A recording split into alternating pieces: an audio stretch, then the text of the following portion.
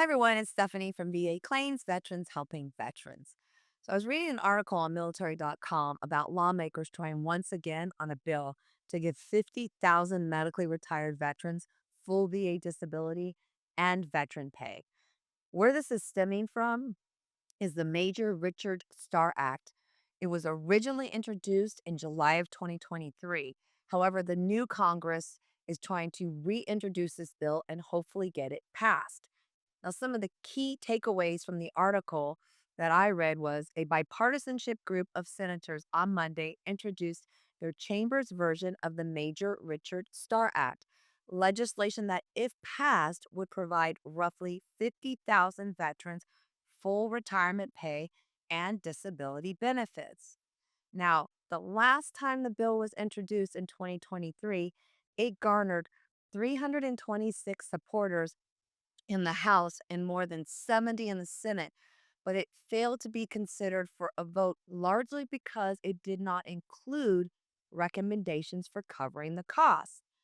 The House version, also introduced this week, has 185 bipartisanship co sponsors.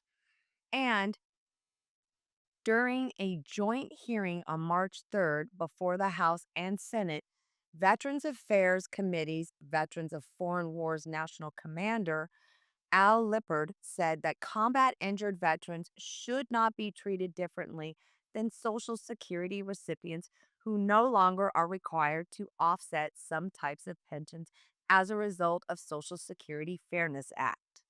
Now, where does this bill stem from?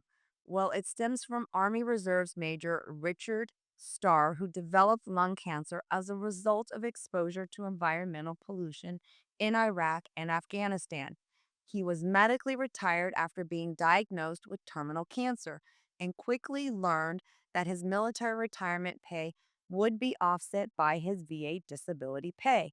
He began advocating for a change, but unfortunately, he died in 2021 before seeing serious consideration of legislation to address the issue. So, in introducing the House bill version this week, Bill Rackus said that he was committed to passing this bill. So, let's hope for some positivity here. Let's hope that this bill does get passed because there are a lot of veterans that can benefit from this bill passing. All right, I hope you found this video informative. If so, please leave me any comments or questions you may have.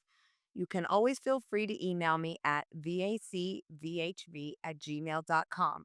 And remember my motto, veterans do better when veterans know better. Talk to you all soon.